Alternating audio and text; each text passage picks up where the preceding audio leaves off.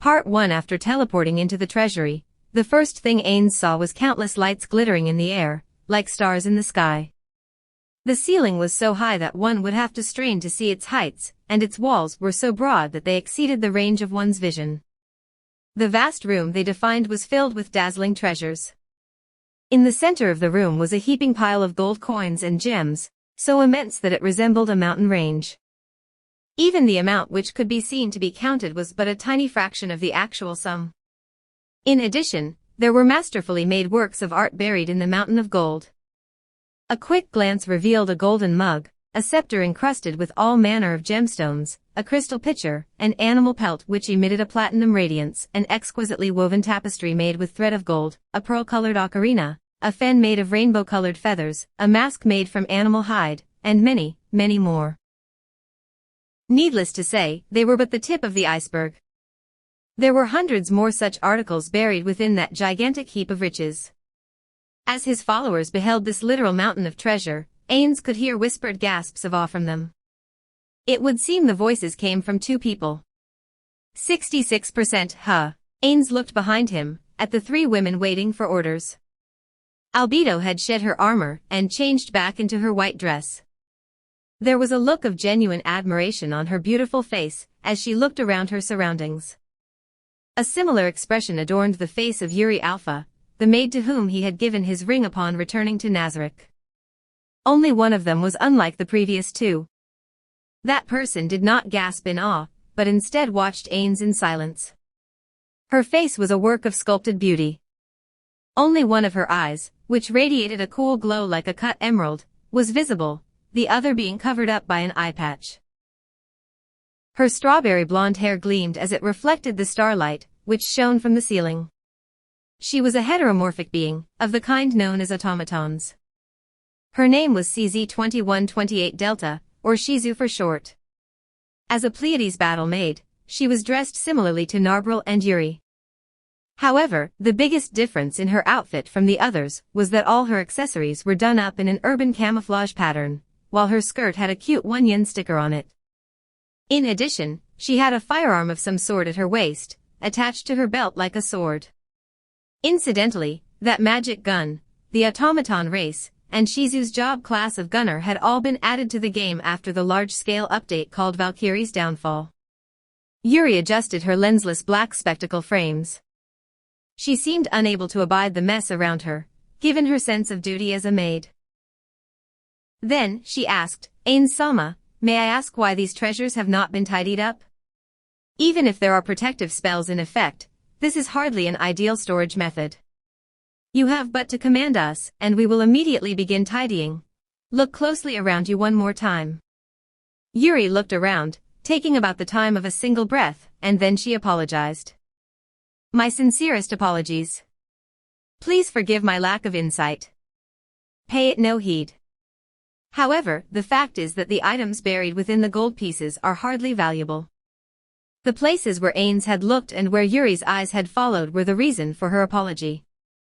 There were shelves everywhere, piled all the way up to the ceiling, and the treasures there were more eye-catching than the mountains of gold. There was a wand socketed with bloodstones, a pair of hurricane gauntlets inlaid with garnets, a small silver ring adorned with black diamonds, an obsidian statuette carved in the shape of a dog, a purple amethyst dagger, a miniature altar with countless small white pearls embedded all over it, a peony made from some glass-like material which scattered light in all the colors of the rainbow, a rose blossom which had been masterfully carved from a star ruby, a tapestry which depicted a soaring black dragon, a crown of platinum which held an enormous diamond, golden censers that were encrusted in gemstones, a mated pair of a male and female lion statuettes, carved from ruby and sapphire respectively, cufflinks which looked like flames and which had fire opals set into them, an intricately carved cigar case made of rosewood, a jacket made of some golden beast's pelt, a dozen plates made of apoitakara, anklets decorated with gemstones of 4 colors. A grimoire whose cover was made of demantoids, a human-sized statue of a woman which had been carved from gold, a belt with imperial topazes sewn into its material, a chess set whose pieces were all topped in different gemstones, a statuette of a fairy carved from a single piece of emerald, a black cloak that was decorated with countless small gemstones, a drinking horn made from a unicorn's horn, a golden dais that held a crystal ball, and so on. This was but a fraction of the wonders therein. In addition, there were many mirrors of blue topaz, red crystals, that were the size of a man, a gigantic platinum statue of a warrior, a pillar covered in mysterious characters, as well as a gigantic alexandrite which one would need both arms to fully embrace. These numberless treasures gave Yuri her answer, which was that there was simply no place to put them. Let's go. Albedo and Yuri answered Ains in the affirmative. Only Shizu remained silent, merely nodding in acknowledgement. Ains cast mass fly, and then the four of them took off. It was then that they realized that a faint purple poisonous gas hung in the air. Yuri looked around to find the source of the purple gas, but though she looked to the ceiling, the walls, and the corners, she could not pinpoint the source of the purple radiance. Just as confusion bloomed on Yuri's face, a monotonous voice answered her, Yuri nay.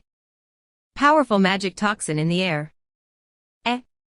Yuri's surprised answer was met by a cold, inscrutable look.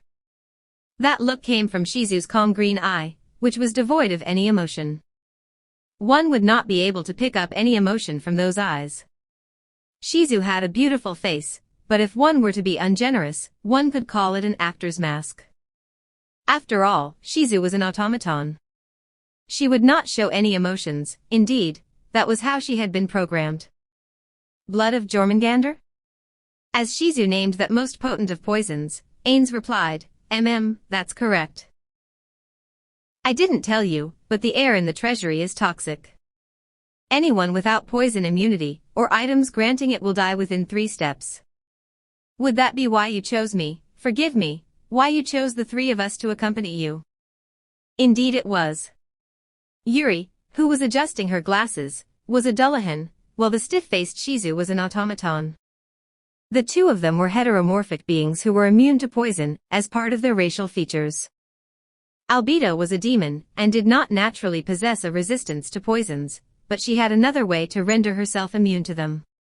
You're right in the reason for which I brought you here. However, I brought Shizu for more than just that, she is also here for verification. Ains and his entourage crossed the mountain range of gold with the mass fly spell, and then they came to the door on the other side. No, was it right to call it a door? It was more of a bottomless black shadow in the shape of a door, affixed to a wall. As they arrived before this painting-like door, Ains fell into thought. This is the armory, so what is the password? Ains Sama, if there is an armory, does this mean that there are other treasures stored in other locations? Does Albedo not know about the interior of the treasury? Ains had no idea why Albedo would have such doubts. However, it was understandable why she would not know about such things. After all, the treasury did not exist within the great underground tomb of Nazarick proper, but could only be reached via the use of the ring of Ains Ulgaun. It was designed to be very difficult to infiltrate. Thus, it was only natural why Albedo, who had only received the ring 10 days ago, would not know of such things. He had many questions about what exactly the NPCs knew, but after thinking about it, Ains dismissed those concerns as trivial, and answered her question. Ah yes. I had a friend called Genjiro. He liked sorting things out neatly, so he should have arranged the items by their intended purpose. Is he the supreme being who made our comrade Intoma? Yes, that's right, Yuri. However, it seems there was an exception to his orderly tendencies. If he was truly obsessed with cleanliness, then the treasures among the gold pieces should have been tidily arranged as well. One would not want to say that one's room was filthy, after all. Come to think of it, these items should be arranged in order of defensive gear, weapons, jewelry, wondrous items, consumables, crafting supplies, and so on. Also, there's the rooms for the management of Nazarick, and yes, there should be a room for data crystals. As Ains chattered on, he pointed to where a 2-dimensional shadow now appeared on the wall. However, they're all located in the same place inside, and it doesn't really matter which direction you enter from. Oh, my apologies. I seem to have said too much. Certainly not. I am grateful that you would answer our questions so readily, Ains Sama. The 2 battle maids bowed in thanks as Albedo made her reply. We're almost out of time, what the hell am I doing? It seems like my mouth won't stop whenever I talk about the glories of Nazarick. Ains shrugged and then looked to the shadow before him. This was a door which required a certain password to open. Perhaps one could force it open with magic or rogue skills, but Ains did not know spells like that, not did he have such skills. Thus, he had to speak the password, I forgot it. That was only to be expected. There were so many such gimmicks in Nazarick that he would probably only be able to remember a password if it was one he used frequently. However, given that he did not come to the treasury often, he did not remember the password to this door.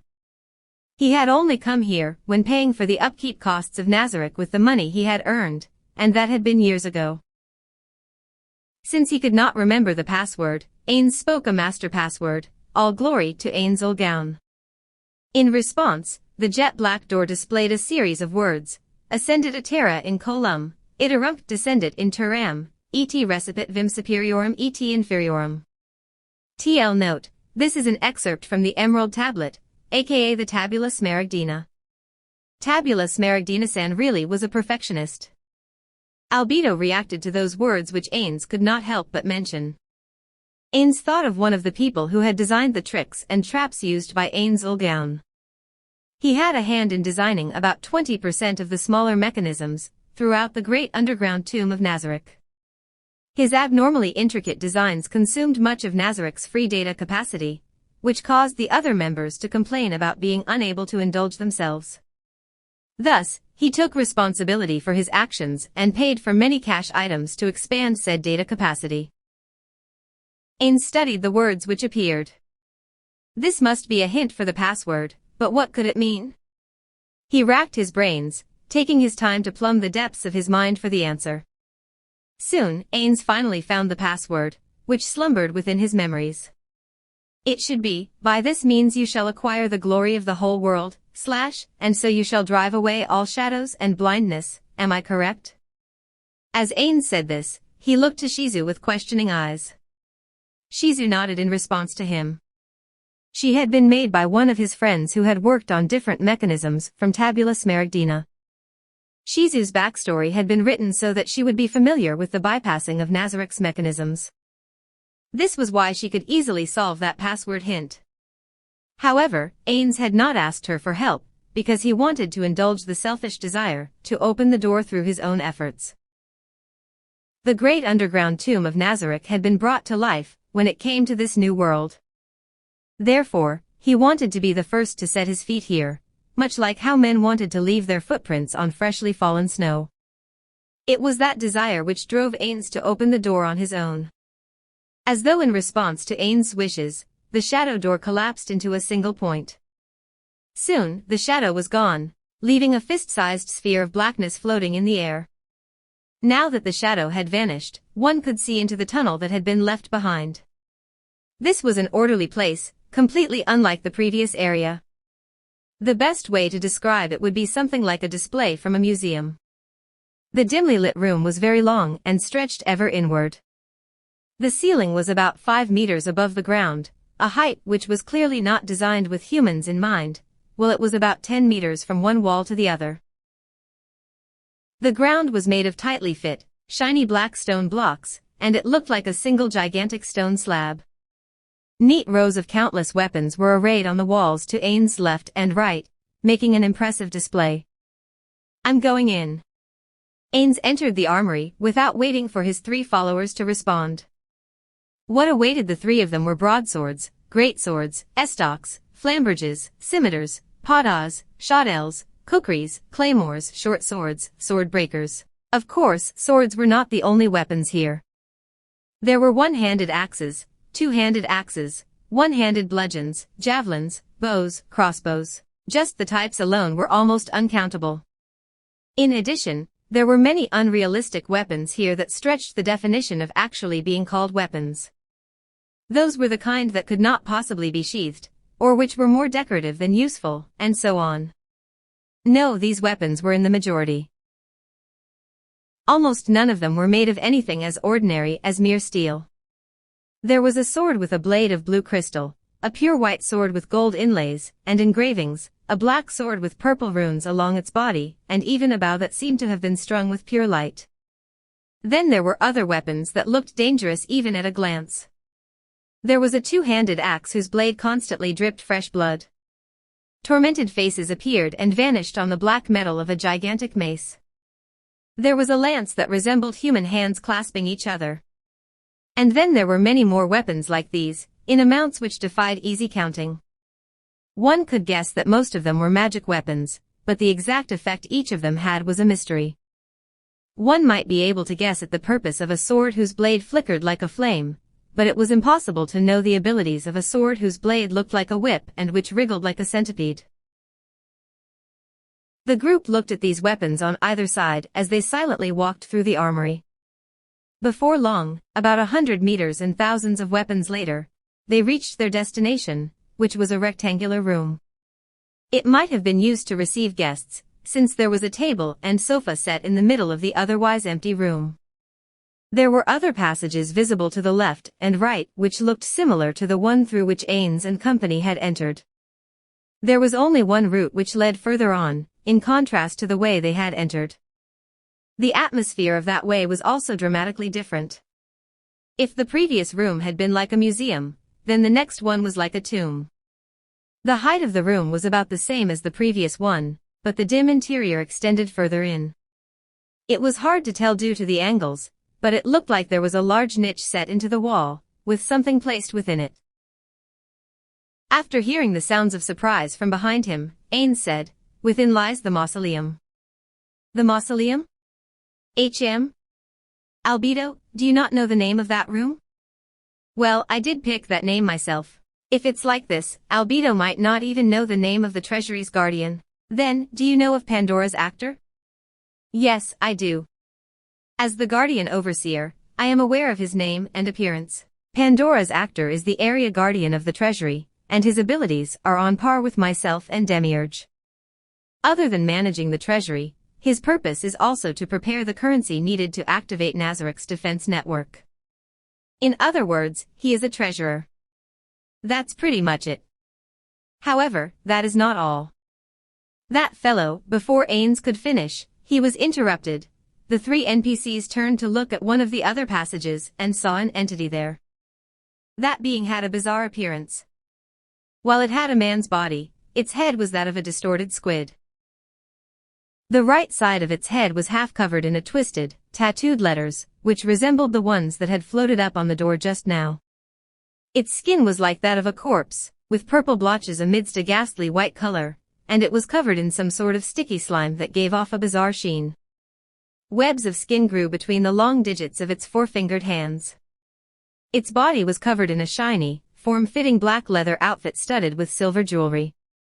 Several belts wrapped around it. Its black cape was closed in front of it, as if to conceal its body. It was the very picture of a heteromorphic character. The 6 twitching tentacles which sprouted from its mouth dangled down to its thighs, and it turned its cloudy blue pupil-less eyes to survey the group. Albedo cried out in surprise, "Tabula Smaragdina Sama." This was one of the 41 supreme beings. As a magic caster, he was superior to Ains in terms of attack power. "No, that's not him," she immediately continued. The two maids watched Albedo's reaction, and swiftly moved into action. Shizu drew her gun and braced its stock against her shoulder, leveling her muzzle at the person before her.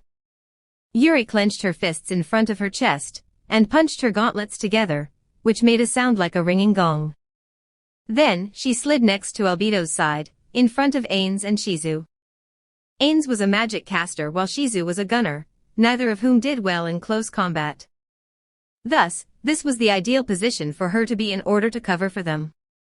"Who are you? Even if you disguise yourself and your presence as a supreme being, I would not mistake my own master for anyone else." The mysterious being who looked like Tabula Smaragdina merely inclined its head at Albedo's question, but did not make any reply. "Really now? Kill it." As that cold voice rang forth, the two battle maids hesitated. Though this was an unknown opponent, they were still a little reluctant to attack someone who resembled one of their creators. Under these circumstances, one could not fault the battle maids. All that could be said was that Albedo's calm judgment was impeccable. Their top priority was the safety of their ward, Ains. Albedo clicked her tongue as the other two failed to act. Just as she was about to charge, a distinctly unhappy Ains said, "That's enough. Return to your true form, Pandora's actor." Tabula Smaragdina's body distorted. In the space of a heartbeat, another heteromorphic being stood where the imposter Tabula Smaragdina had been, though it was something else entirely. Its face was flat, with no nose or other facial features. Its mouth and eyes were replaced by 3 empty holes.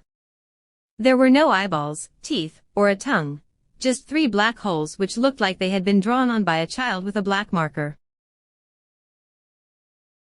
The pink, egg-like head was smooth and shiny, without a single hair to mar its surface. This strange character, and Narbrel, were both doppelgangers. His name was Pandora's actor, and he was a level 100 NPC personally designed by Ains and placed in charge of the treasury. His talents lay in disguise, and he could copy 45 separate forms, and even their abilities, though only at 80% of the original's potency. His hat bore the crest of Ains' old gown, while the uniform he wore was very similar to the uniforms used by neo-Nazi elite guards during the Euroecology Wars 20 years ago. After forcefully clicking his heels together, he raised his right hand to his cap in a grossly overacted salute. "I bid you a fond welcome, my creator, Momonga-sama. You seem quite lively." "Indeed. I burst with energy every day. Speaking of which, may I know the purpose for which you have come? And to think you would have in your train these fair maidens, the Guardian Overseer, and the Pleiades battle maids." Yuri and Albedo returned to their positions behind Ains after the area guardian revealed himself, although the 3 of them had different looks on their faces.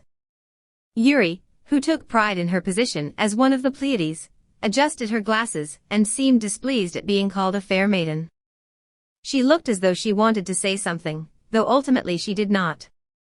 Albedo, who stood beside Ains, seemed to be jealous of the fact that Pandora's actor had been created by Ains and pursed her lips where Ains could not see her. Shizu, on the other hand, showed no change in her expression, and simply returned her weapon to its place. "We will be going into the innermost vaults to retrieve world-class items." "Of what do you speak? Has the time come to unleash their power?" Pandora's actor put on an exaggerated look of shock. This act made Ains furrow his non-existent eyebrows.